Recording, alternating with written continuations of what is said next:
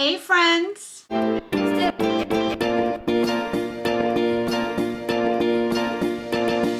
My name is Desiree, aka Mama Friendly, and I do all sorts of videos on my channel, from cooking videos to planner videos, vlogs, hauls, homeschool videos with a Disney twist, a little bit of everything. So if any of these things sound like fun to you, I hope that you'll subscribe and join me on my YouTube adventure. Today's video is the monthly cookbook collab hosted by Tamara at Southern Wife Everyday Life. She's been hosting these videos all year long, and the brief is basically to cook a favorite recipe from a cookbook. Has to be from a physical cookbook though, because we're relying way too much on the internet and Pinterest these days for recipes. And so we want to bring the focus back to the books.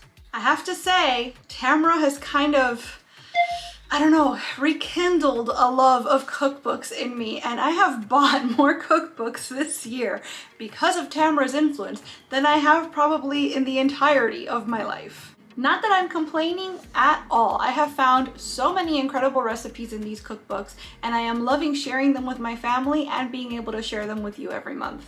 This month's video is kind of a Hispanic Heritage Month tribute, although A, I'm Cuban. It's Hispanic Heritage every day. And B, I don't know, I feel like growing up, all of October was Hispanic Heritage Month. Somewhere down the line, somebody changed it to where it's like the last half of September and the first half of October. So technically speaking, it's no longer Hispanic Heritage Month, but I'm going with 90s rules.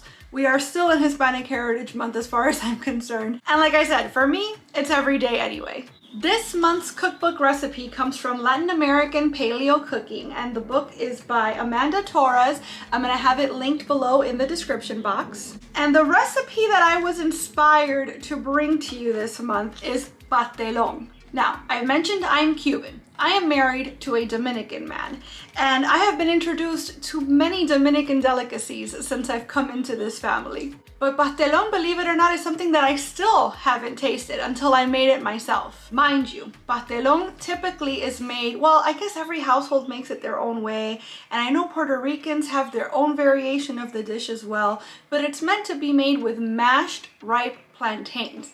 This recipe called for plantains that were kind of cut in strips and fried to create almost like lasagna noodles. By the way, pastelón is kind of the Dominican version of lasagna. So instead of noodles, we're using plátanos, and we're using cheese, we're using meat, except my version, being paleo, does not have cheese in it. It has eggs instead as a binder. And so this recipe is going to be completely gluten and dairy free. Kind of like me. So it's not a traditional pastelón recipe by any means, because again, it's paleo, so it's omitting the cheese. But even though it's not the most traditional, it's still absolutely delicious, and I thought it would be a great way to kind of introduce you to our culture. I do want to remind you, this is a collaboration, and that means that there's a playlist. So once you've finished watching my video, go into the description box. You'll find a link to Tamara's channel, and you'll also find a link to that playlist I mentioned. So you'll be able to see what all of my friends made for their cookbook recipes this month as well. So with all that being said, let me show you how Amanda Torres makes pastelón. We're going to start with our ingredients, and this is what you're going to need for the beef filling part. So you need 4 tablespoons of sofrito. I have the Goya brand, like ready-made stuff here. I'm shaming my ancestors by not making my own. I'm gonna leave a link in the description box though, in case you want a recipe for making it from scratch.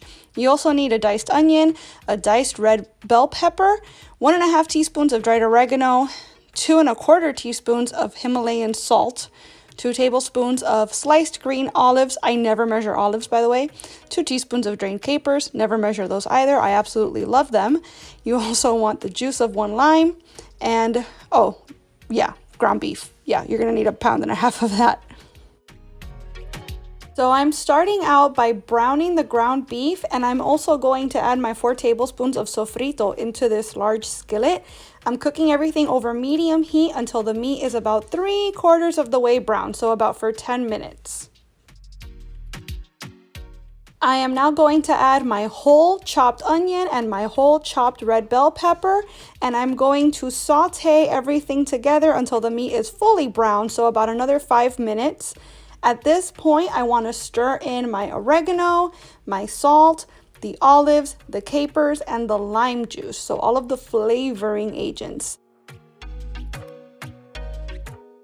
Mix everything to combine. You could put it on low heat for 5 to 10 minutes just to let all those flavors melt, and then set your beef filling aside so that we can work on the plantains.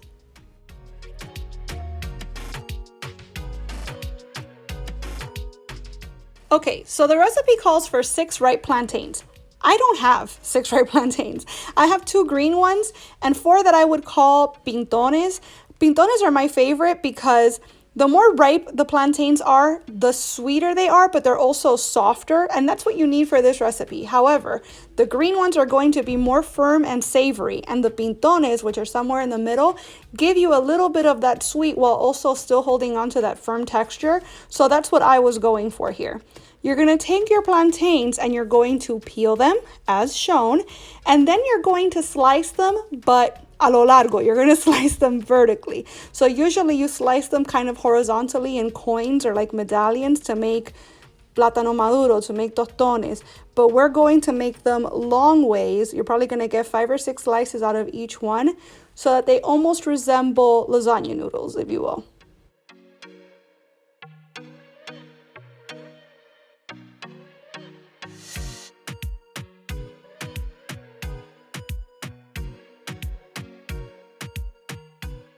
While I've been slicing up my Paleo plátanos, I've had a 1/4 cup of avocado oil heating up in a large skillet over medium heat until it starts to shimmer. That takes about 3 to 5 minutes.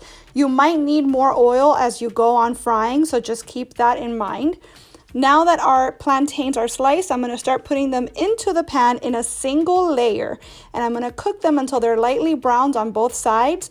That's going to take about 3 to 5 minutes per side. Once they're ready to come out, I'm going to drain them on a paper towel lined plate, and I'm going to continue to cook all the plantains in batches until every one of them is done. Ideally, you'd keep them whole. If they break apart, that's okay. We'll use those for the middle layer.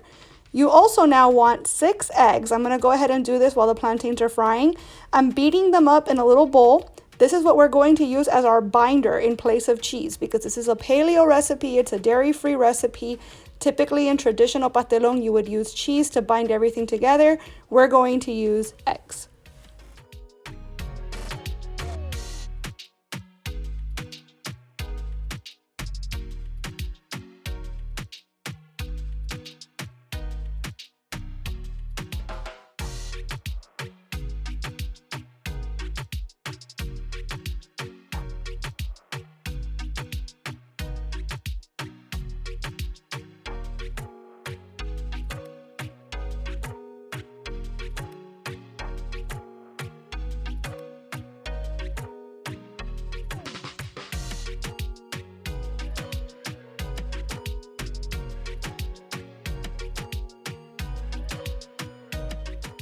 My plantains are done frying, my beef filling is done. Now it's time to assemble. So I have a 9x13 baking dish here that's at least 2 inches deep.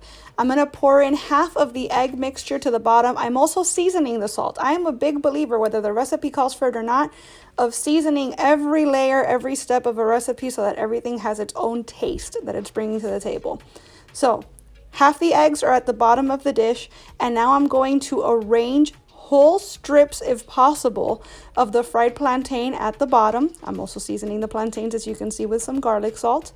And once that first layer is down, I'm going to add half of the ground beef and spread it evenly.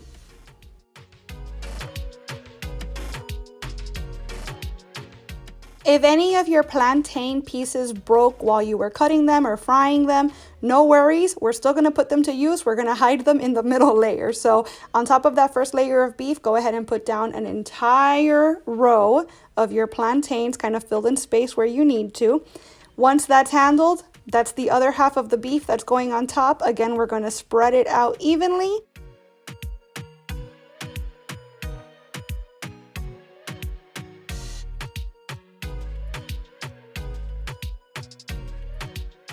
And finally, we're adding our last layer of plantains. Again, I would keep the whole ones for this last step, just for presentation's sake, make it look prettier.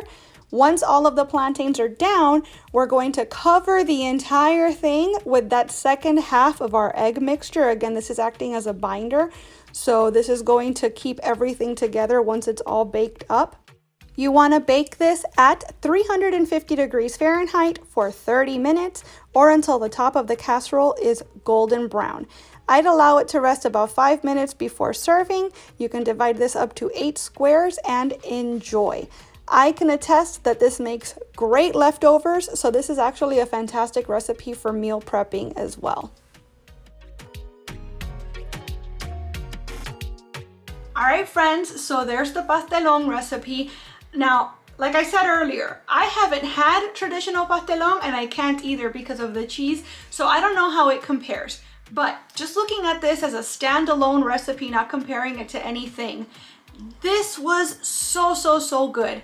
I don't miss the cheese at all. The eggs acted as a perfect binder and they added that kind of salty, savory, and just a little bit of texture to where, I don't know, it was perfect as far as I was concerned.